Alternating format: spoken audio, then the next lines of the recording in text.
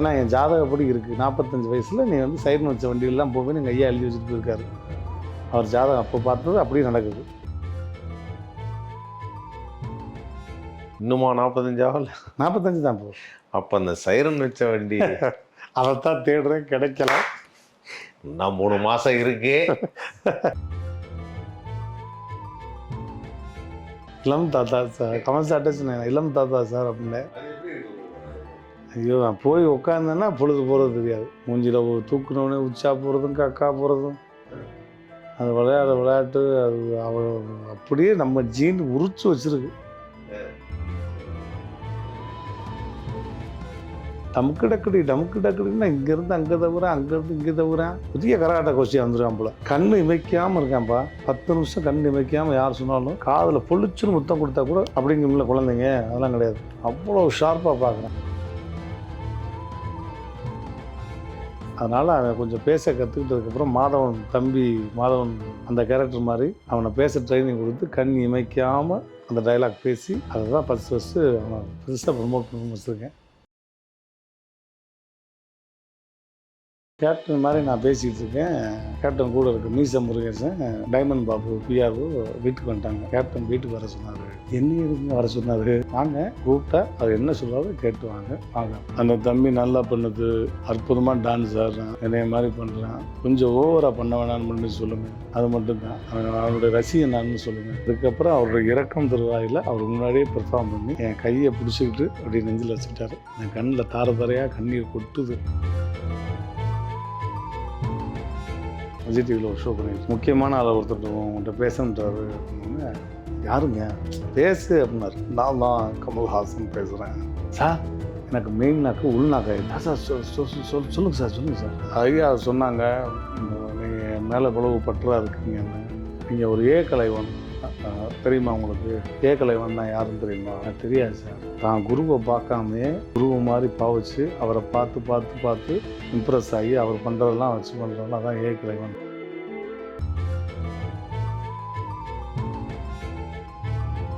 இன்றைக்கி வந்து எல்லா நடிகரும் முன்னாடி எல்லாருமே பண்ணுறாங்க. ஒரு ரஜினி சார் முன்னாடி சிவகார்த்திகேயன் பண்ணுறான், கமல் சார் முன்னாடி நான் பண்ணியிருக்கேன். எல்லாருமே மிமிக்ரின்றது அசால்ட்டாக அவங்களும் அக்செப்ட் பண்ணி ஏற்றுக்கிறாங்க.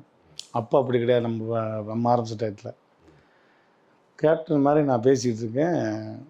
கேப்டன் கூட இருக்குது மீச முருகேசன், டைமண்ட் பாபு, பிஆர்ஓ வீட்டுக்கு வந்துட்டாங்க. ஏன்னா அவர் வீடு எவ்வளோ பக்கத்தில் தான். கேப்டன் வீட்டுக்கு வர சொன்னார். என்ன எதுக்குங்க வர சொன்னார்? வாங்க, கூப்பிட்டா அவர் என்ன சொல்கிறாரோ கேட்டு வாங்க. அந்த தம்பி நல்லா பண்ணுது, அற்புதமாக டான்ஸ் ஆடுறான், என்னைய மாதிரி பண்ணுறான், கொஞ்சம் ஓவராக பண்ண வேணான்னு பண்ணி சொல்லுங்கள். அது மட்டும்தான். அவனுடைய ரசிகன் நான் சொல்லுங்கள் அப்படின்னாரு. அதுக்கப்புறம் அவருடைய இறக்கம் தருவாயில் அவர் முன்னாடியே பெர்ஃபார்ம் பண்ணி என் கையை பிடிச்சிக்கிட்டு அப்படி நெஞ்சில் வச்சுட்டாரு. என் கண்ணில் தாரையாக கண்ணீர் கொட்டுது. பேசுங்க. அண்ணி வந்து பேசு சங்கர், அவர் மாதிரி பேசுங்க அப்படின்னு அந்த வாய்ஸ்லாம் பேசி அவர் போல்டாக பேசுகிற வாய்ஸு, அஸ்கியாக பேசுகிற வாய்ஸ் எல்லாம் பேசி காமிச்சோடனே அப்படி கணத்தை பிடிச்சி அப்படின்னாரு. அது வாழ்க்கையில் யாருக்கும் கிடைக்காது. நிகழ்ச்சியான ஒரு தருணம். அதில் கேப்டன் பாருங்க ரீரிலீஸ் பண்ணால் கொளுத்தி எடுத்துட்டான் கமலாவை. நான் ஆர்கே செல்வமணி சார், லியாத் அலியானு, எல்லாருமே, அம்பியா மேடமு, ஃபைட் மாஸ்டர் எல்லாருமே போயிருந்தோம். ஃப்ரிட்ஜை எடுத்துட்டாங்க. இன்னும் ஓடிக்கிட்டு இருக்கு. நல்ல விஷயம் அது. கமல் சாரை பார்த்த ஃபஸ்ட்டு எனக்கு கமல் சாருடைய வாய்ஸ் வந்து ஞானசம்பந்தன் ஐயாவும் கமல் சாரும் க்ளோஸ் ஃப்ரெண்டு. ஆமாம். அவர் வந்து சட்டை போட்டுக்கிட்டே சும்மா பேசுவார் நார்மலாக. இந்த பார்த்தா பேண்ட்டில் பெல்ட்டு மாட்டிக்கிட்டுங்க, இந்த 3 ஓட்டியில் போக மாட்டேங்குது. போயிடுச்சு. சொல்லுங்கள் சார். ரெடி ஆகிட்டேன். இந்த ஒரு நிமிஷம் அப்படின்ட்டு மழை நல்லா விழுகுது. விஜய் டிவியில் ஒரு ஷோ பண்ணிக்கிட்டு இருக்கேன். முக்கியமான ஆளை ஒருத்தர் உங்கள்கிட்ட பேசணுன்றாரு அப்படின்னோடனே, யாருங்க பேசு அப்படின்னாரு. நான் தான் கமல்ஹாசன் பேசுகிறேன் சார். எனக்கு மெயின் நாக்கு உள்நாக்கு ஆயிடுச்சு சார். சொல்லுங்கள் சார். ஐயா சொன்னாங்க, நீங்கள் மேலே பிளவு பற்றா இருக்கீங்கன்னு. நீங்கள் ஒரு கலைவன் தெரியுமா உங்களுக்கு? கலைவன் தான் யாருன்னு தெரியுமா?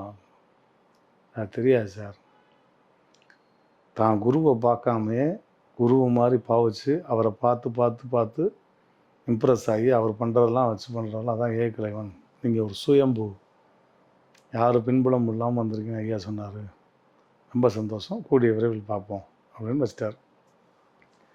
வீட்டில் வந்து சொல்கிறேன் என் முன்னாடி, அப்படியே கமல் சார் பேசினார். சும்மா இருங்க, நேற்று இப்படி தான் தூக்கத்தில் எம்ஜிஆர் பேசினார், நீங்கள் சிவாஜி பேசினார், நீங்கள் 2 பேரும் வாக்கிங் போனதா சொன்னீங்க, இன்றைக்கி கமல் பேசுகிறாரா? உங்கள்கிட்டலாம் கமல் யாராக பேசுவாரா? அப்படி சும்மா படு. அப்படி சத்தியமாக கமல் பேசினார் அப்படின்னா நம்பலை. ஃபஸ்ட்டு கமல் சாரை பார்க்க போகிறேன். நெகில் சார்கிட்ட அப்பாயின்மெண்ட் வாங்கி வண்டியில் மொத்தம் 6 கியர் தான், மொத்தம் 7வது கியரை தேடிக்கிட்டுங்க. 7வது கியர் இங்கே போய் வண்டியை போய் கரெக்டாக அவர் அப்படியே ஆழ்வார்பேட்டை ஆஃபீஸ் வாசல் முன்னாடி கேட்டுக்கு முன்னாடி நிப்பாட்டிட்டேன். பின்னாடி இருந்து ஒரு ஹாரனை அடிச்சுக்கிட்டே இருக்குது. உள்ளே இருந்து வந்தவன் ஹிந்திக்காரன் வாட்ச்மேன். சார் சார் சார் கூப்பிட்டார், சார் கூப்பிட்டார். உதய்ச்சா அம்மா வண்டியரா அப்படின்னா, சார் கூப்பிட்டுருக்காரு, என்ன வண்டியரா? உன் பின்னாடி நிற்கிற வண்டியை சார் வண்டி தான்டா அப்படின்னா. பின்னாடி பார்த்தா சார் வண்டி யாரும் அடிச்சுக்கிட்டு இருக்கு. செத்தான்டா சிவந்தியப்பேன், இன்னைக்கு கழுத்தை சேர்த்து அடித்து வெளியே அனுப்ப போகிறாங்க நம்மளை. அப்படின்னா நான் வண்டி எடுக்க, அவர் ரிவர்ஸ் எடுக்க, ஓரமாக போட்டு ஐயோ தெரியாமல் தப்புன்ட்டமே அப்படின்னு உட்காந்துருக்கேன். நிகில் வந்தார். சார் கூப்பிட்றாங்க. சார் உங்களை உள்ளே கூப்பிடுறாரு. சார் உங்களுக்கு உள்ளே கூப்பிடுறாரு. கரெக்டில் சரி, வாசல் நின்றுருக்கீங்க, சார் உங்களை உள்ளே கூப்பிடுறாரு, உள்ளே வாங்க. கரெக்டு. வாய்ஸ் தான் அதில் 2 ஹெட்ஃபோனு, அவர் போடுற காஸ்டியூம்லாம் வேறு லெவலில் பார்ப்பதாங்க. உள்ளே போகிறேன். நடையை திறந்தா ஒரு கடவுளை பார்த்தா என்ன ஒரு எக்ஸ்பிரஷன் இருக்கும். Blue colour T shirt, blue colour jean, அந்த தென்னாலி கெட்டப்பு, செல்ல அப்படி பார்த்துட்டு இருந்தார். வாங்க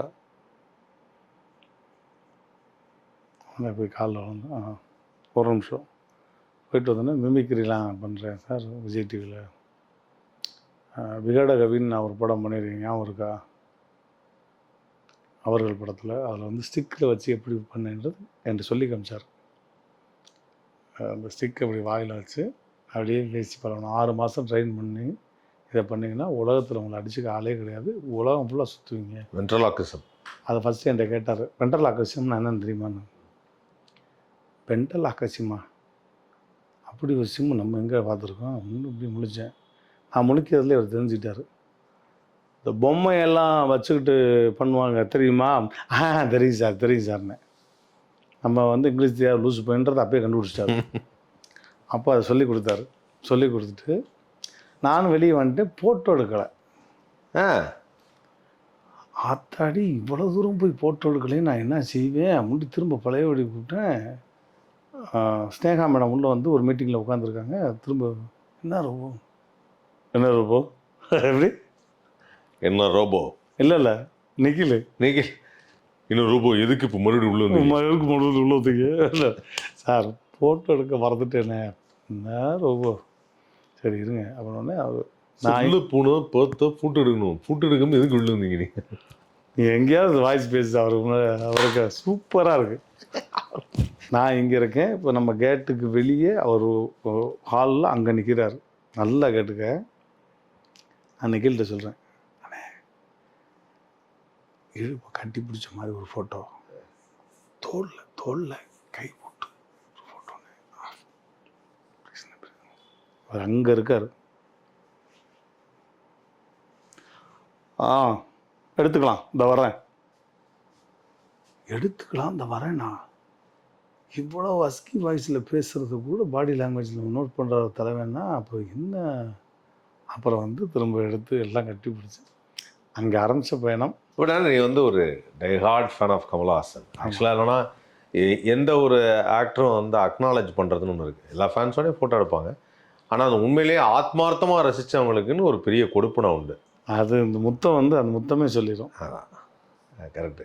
அந்த வகையில் வந்து எனக்கு ரொம்ப பிளெஸ்டு தான். அந்த கமல் சாரை பார்த்து வளர்ந்து அவருடைய கெட்டப் போட்டு வாய்ஸ் பேசி அவர் நேராக பார்க்கும்போது இருக்கிற ஒரு சந்தோஷம்.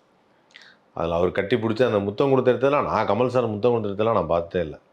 சரி, ஆக்சுவலாக கமல் சார் ஃபோட்டோ எடுப்பார், நானும் எடுத்திருக்கேன். ஆனால் கமல் சார் போட்டோ எடுக்கும்போது ஏன்னா நார்மலாக அவர் கண்ணை பார்த்தாலும் நம்மளால பேச முடியாது. அதான் கரெக்டு. அப்போது அந்த அந்த ஆனால் எடுக்கிற ஃபோட்டோ எடுக்கிறப்போ வந்து சிரிச்சிட்டு இருக்கு. நான் அவரை ஆப்ரேட் பண்ணுவேன்.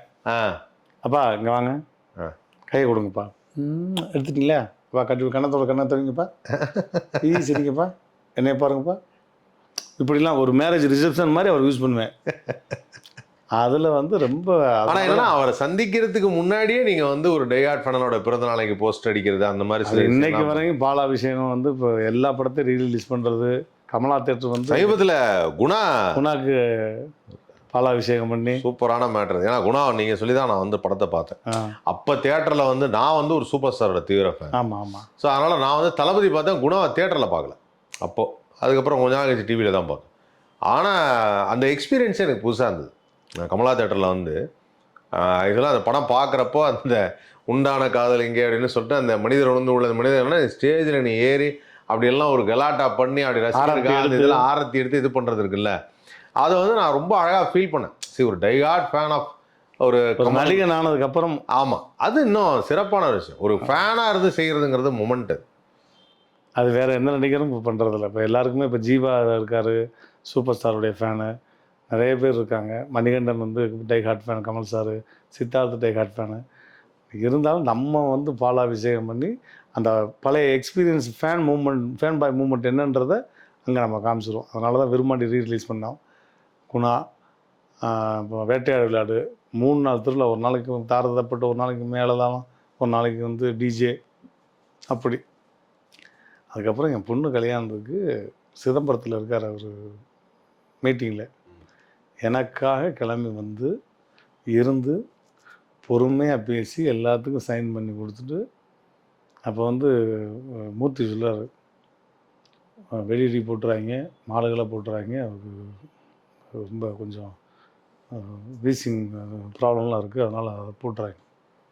சரிங்க சார் அப்படின்ட்டேன். தலையை வந்தால் போடுற வெடியை போட்டு ஃபுல்லாக அந்த இந்த அந்த என்ன சொல்லுவாங்க, இந்த ஃபயர் வருமே, பைரோ போட்டு மேலே ஏறினோடனே நான் தான் சொன்னேன் என்ன செய்யாதீங்கன்னு. எங்கள் அப்பனுக்கு நான் செய்வேன், அவர் சொல்லட்டும், நான் செய்யலை. அவங்களுக்கு ஒரு மாலை போடணும். எனக்கு அதுக்கு மாலை? நான் போடணும்னு ஆசைப்பட்டேன். என்ன செய்வீங்க? போடணும்னா அப்போ போட்டு அழகு பாருங்க அப்படின்னாரு. 8 அடிக்கு மாலையை போட்டு மிரட்டி விட்டு பேரனை கொண்டு போய் கொடுத்து, பேரனுக்கு அவர் தான் பேர் வச்சார், நட்சத்திரன். திரும்ப இப்போ அடுத்து கமல் சாருக்கு வந்து நான், ஜெயச்சந்திரன், லோகேஷ் 5 பேர் இருக்கோம், நவீன், கமல்ஹாசன் கலைக்கூடம்னு சொல்லி. ஸோ கமல் சாருக்கு ஒரு பெரிய விழா எடுக்கிறதா இருக்கும். 24 மணி நேரம் நான் ஸ்டாப்பு. நவம்பர் 5 காலையில் 7 மணிலேருந்து நவம்பர் 6 காலையில் 7 மணி வரையும் காமராஜர் நகரத்தில்.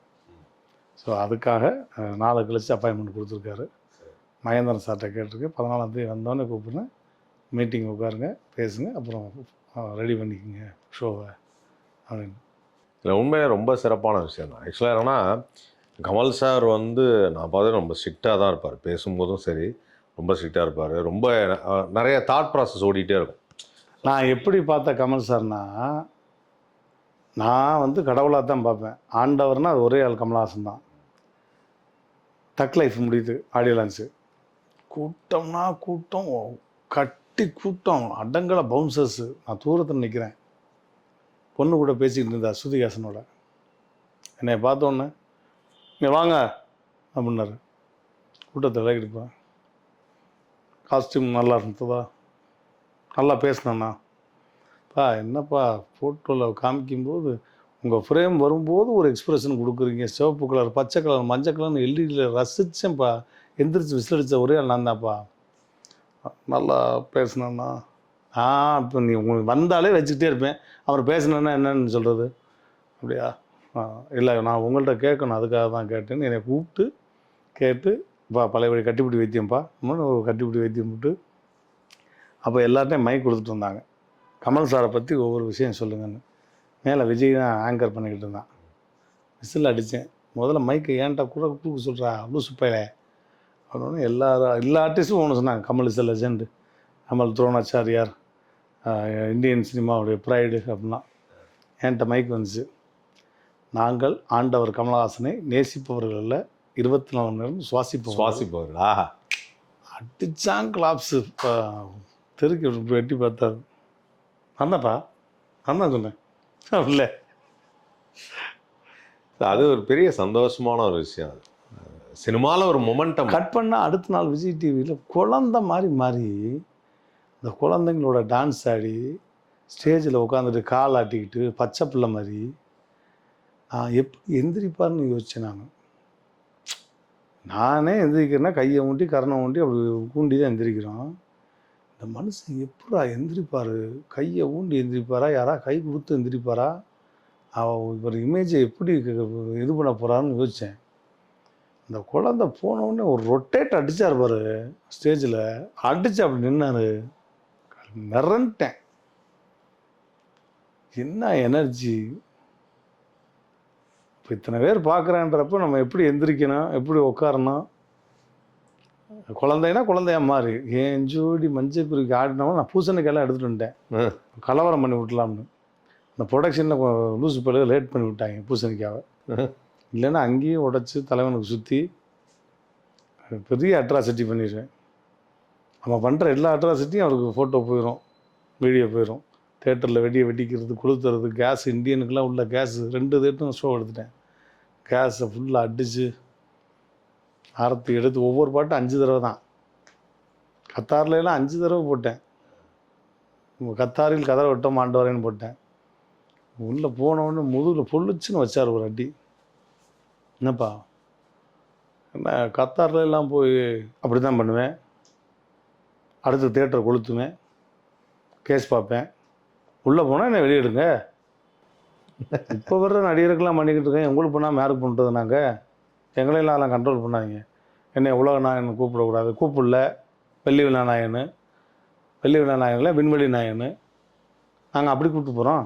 அடுத்து ஸ்பேஸுக்கு கொண்டு போகிறோம். உங்களை எதை சொன்னால் நான் கேட்க மாட்டேன்ப்பா, என்கிட்டலாம் அது ரூல்ஸே பேசாதீங்கன்னு. அப்படி அதாவது அது அந்த அன்பு தான். கமல் சாரை பார்த்து இப்படி இருந்தவன் இன்றைக்கி எனக்கு அவ்வளோ பெரிய உரிமை கொடுத்துருக்காருன்னா, நானும் ஒய்ஃபும் பாப்பா தூக்கிட்டு போனோம் பேரனை. ரொம்ப கொஞ்சம் குண்டாக இருந்தேன், உடம்பை கொஞ்சம் குறைக்கணும் அப்படின்னு. இப்போ ஒய்ஃபிட்ட கூப்பிட்டு சொன்னார், நீ தான்மா பார்த்துக்கணும். எங்கேப்பா நான் சொன்னால் கேட்குறதில்ல நீங்கள். அப்போ அதெல்லாம் நான் குறைச்சிடுவேன். இப்போ பாடி பில்டர் தெரியல, எனக்கும் தெரியும். இருந்தாலும் உடனே குறைச்சிடாதீங்க, ஒரு 6 மாதம் பொறுமையாக குறைக்கணும். நான்லாம் 3 மாதத்தில் குறைச்சிடுவேன்ப்பா, அசால்ட் பண்ணிப்பிடுவேன். நான் 3 வாரத்தில் குறைச்சி காமிக்கட்டுமா? நீங்கள் 3 நாளில் கூட குறைப்பீங்கப்பா. சொன்னால் கேளு. சரிப்பா சரிப்பா. அப்படி ஒரு இடம் நம்ம மேலே அவர் மனசில் வச்சுருக்காரு. ஸோ இப்போ கமல் சார் வந்து படங்கள் பண்ணுறாரு. இப்போ வந்து அரசியல், மக்கள் நீதி மையம் வந்து அரசியலில் இருக்கார். இப்போ ராஜ்யசபா எம்பியாக இருக்கார். ஸோ என்னைக்காவது வந்து கமல் சாரோட ஃபேன்,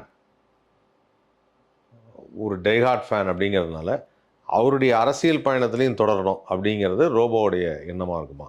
ரோபோ பிற்காலத்தில் அரசியல் என்னை கூப்பிட்டார். ஃபஸ்ட்டு கூப்பிட்டது என்னை தான். ஞான சம்பந்தனையும் அவர் வந்து தலைமை பேச்சாளர், நீ வந்து தலைமை பேச்சாளர் அவங்க கூப்பிட்டார். நான் ஓப்பனாக சொல்லிட்டேன், அப்பா எனக்கு இருக்க கமிட்மெண்ட் வேறு, நான் இப்போ தான் ஓடுறேன். அது என்னைக்கு இருந்தாலும் உங்கள் பக்கம் தான் வருவேன், அது தப்பு இல்லை. முதல்ல நான் ஓடி என் குடும்பத்தை சேவ் பண்ணி வீட்டு வாடகை, வீட்டு லோனு எல்லாத்தையும் முடித்து பேரங்கரெல்லாம் செட்டில் பண்ணிவிட்டு அதுக்கப்புறம் வர வேண்டிய நேரத்தில் கரெக்டாக வருவேன்ப்பா. அதுக்கப்புறம் அவர் என்கிட்ட கேட்கவே இல்லை. ஓகே. ஸோ அது வந்து ஆல்ரெடி ஏன்னா என் வீட்டு ஃபங்க்ஷன்னா எல்லா கட்சிக்காரங்களும் வரணும். உதயநிதி ஆனாலும் சரி, ஸ்டாலின் ஐயாவும் சரி. அப்போ இது வந்து ஒரு ப்ராசஸ் இருக்குது. ரோபோ விரைவில் அரசியலுக்கு வருவார். ஆமாம், கூடிய சீக்கிரம். ஏன்னா என் ஜாதகப்படி இருக்குது, 45 வயசில் நீ வந்து சைன் வச்ச வண்டியெல்லாம் போவேன்னு எங்கள் ஐயா எழுதி வச்சுட்டு போயிருக்காரு. அவர் ஜாதகம் அப்போ பார்த்தது அப்படியே நடக்குது. இன்னுமா 45 ஆகல? 45 தான் இப்போ. அப்போ அந்த சைரன் வச்ச வண்டி அதைத்தான் தேடுறேன், கிடைக்கல. நான் 3 மாதம் இருக்கு. அதனால் எனக்கு அரசியல் மேலாம் பெரிய மோகம்லாம் கிடையாது.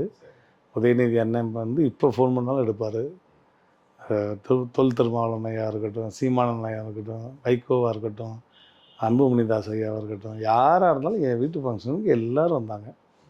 அப்படி ஒரு நடுநிலையை நம்ம போவோம், அவ்வளோதான். நம்மளை மக்களை சிரிக்க வைக்கிறது தான் நம்மளுடைய வேலையை. நமக்கு வந்து அரசியல்ன்றது வேணாம், அதில் உட்காந்து பயணிக்கணுன்ற ஆசையும் இல்லை. அதுக்கப்புறம் இறைவனாக ஒன்று கொடுத்தான்னா அதை ஒன்றும் செய்ய முடியாது. அந்த ரூட் வண்டி எங்கே போகுதோ அங்கே போக வேண்டியதான். சிறப்பு. ஒரு நல்ல விஷயம் தான். ஏன்னா ஒரு அடுத்த ப்ராசஸ்னு ஒன்று இருக்கணும்ல. ஒரு நடிகனாக இருந்து ட்ராவல் பண்ணி அதுக்கப்புறம் அப்புறம் இப்போ சமீபத்தில் வந்து உங்களை ஒரு அம்பின்னு ஒரு படம் வந்தது. அந்த படம் எப்படி உருவாச்சு? நான் அப்போ சிக்காக இருந்தேன் ஜாயின்டிஸில். அந்த படத்துக்கு ஜீவாவை நிறைய பேர்லாம் ட்ரை பண்ணாங்க. கடைசியில் இந்த டைரக்டர் நீ தான் பண்ணணும் போ அப்படின்ட்டாரு. ஐயா எனக்கு உடம்பு முடியல, ரொம்ப நேரம் வெயிலில் நிற்க முடியாது, கிருன்னு கீழே விழுந்துருவேன், டயத்துக்கு மாத்திரை எடுக்கணும், டயத்துக்கு தூங்கணும், எனக்கு என்ன மாதிரி ஃபுட்டு வேணும்னா அதை சமைக்கணும் செப்பரேட்டாக, இல்லைன்னா ரொம்ப ரிஸ்க்கு அப்படின்னேன். அது எல்லாத்தையுமே பார்த்துக்கிட்டு ஒய்ஃபு கூடயே வந்துட்டா ஷூட்டிங்க்கு. அந்த ஊர் மக்களும் சங்கராபுரம் ஊர் மக்களும் அப்படி பார்த்துக்கிட்டாங்க. அப்படி ஆரம்பித்தது தான் அம்பி. அதுக்கப்புறம் இந்த கெட்டப்பில் வந்து ஒரு ஆன்டி வில்லனாக பண்ணுறேன். அதுக்கப்புறம் ஒரு எமோஷன் கேரக்டர் ஒன்று பண்ணியிருக்கேன். அந்த படம் தான் ரோபோ சங்கரை இதுவரை இண்டஸ்ட்ரியில் பார்க்காத ஒரு ரோபோ சங்கரை பார்க்க போகிறாங்க. ஈகோ காமெடிக்கு அடுத்ததாக ஒரு எமோஷன் ஈகோ ராமன் படம் பேர். ஒரு ஈகோ பிடிச்ச ஸ்டூடெண்ட்டுக்கும் வாத்தியாருக்கும் உள்ள கதை. ஓகே. ஸோ அதில் எப்போ நான் உடஞ்சி நான் மனுஷனாக மாறுறேன். நீங்கள் அந்த வாத்தியார் அந்த லீடு கேரக்டர் யார் அது? இன்னொரு கேரக்டர் யார் பண்ணிங்க? நம்ம பிக் பாஸில் வந்து சசியா யாரோ போய் பார்க்க அப்படியே நானி மாதிரி இருப்பாள். டிட்டோ நானி தான். அவர் தான் லீட் பண்ணியிருக்காரு. Okay fine. அது போக அடுத்து யார் டைரக்ஷனில்? இவர் வந்து வாத்தியார், இப்போ ஸ்கூல் வாத்தியார், சயின்ஸ் வாத்தியார். அவருடைய வாழ்க்கை வரலாறு தான் நான் படமாக பண்ணியிருக்கேன். ஓகே. சயின்ஸ் வாத்தியார். ஓகே. ஸோ இப்போவும் ஒர்க் பண்ணிகிட்ருக்காரு. படம் டப்பிங்லாம் முடிஞ்சு கூடிய விரைவில் ரிலீஸ் ஆக போகுது. ஸோ இந்த படம் வந்து இருக்கிற மொத்த விருதையும் வாங்கிடுவேன். ஏன்னா ரோபோ சங்கர் இனிமேல் பார்க்குற இயக்குனர்கள் இப்படி ஒரு ரோபோ சங்கர் நம்ம ஏன் இதுவரை யூஸ் பண்ணல. ஏன்னா கண்ணில் கிளிசரின் இல்லாமல் நான் அழுகிற ஷாட்டு ஒரு 10 ஷாட் இருக்குது, சிங்கிள் ஷாட்டு. எல்லா டெக்னீஷியன் எல்லாமே கேரளா டெக்னீஷியன் தான். அவங்களே வந்து கையை பிடிச்சி கட்டி பிடிச்சி, சேட்டா எந்த வள்ளி ஆக்டிங் சேட்டா, நாங்கள் மம்முட்டியோட பண்ணிட்டோம், மோகன்லால் கெட்டோட பண்ணிட்டோம், நீங்கள் காமெடின்றது எங்களுக்கு தெரியும், பட் இந்த கேரக்டர் எப்படி தாங்குவீங்கன்னு எனக்கு தெரியலன்னு யோசித்தோம். பட் பிச்சுட்டிங்க அப்படின்ட்டேன். படம் ஃபுல்லு த்ரோட் கலவு காமெடி கிடையாது. இந்த கேரக்டரும் காமெடி கிடையாது. இது போலீஸ் ஆஃபீஸர் அவனு பண்ணியிருக்கேன். வெற்றி ஹீரோ டிரைவர் படம், அந்த படம். அதுபோக 2 ஷார்ட் ஃபிலிம் பண்ணியிருக்கேன், புது பசங்க. அது ஃபீச்சர் ஃபிலிம் வரப்போகுது. அடுத்து கௌதம் வாசன் மேனோட ஜாயின் பண்ணி ஒரு படம் அடுத்த வாரத்துலேருந்து ஷூட்டிங். என்ன சொல்கிறீங்க ரோபோ? செம்மையாக இருக்குது, கதையை கேட்டே ரோபோ செம்மையாக இருக்குது, வேறு லெவலில் பண்ணலாம் அப்படின்னாரு. அதுக்கப்புறம் என் தலைவன் டிஆரோட ட்ராவல் பண்ணுறேன்.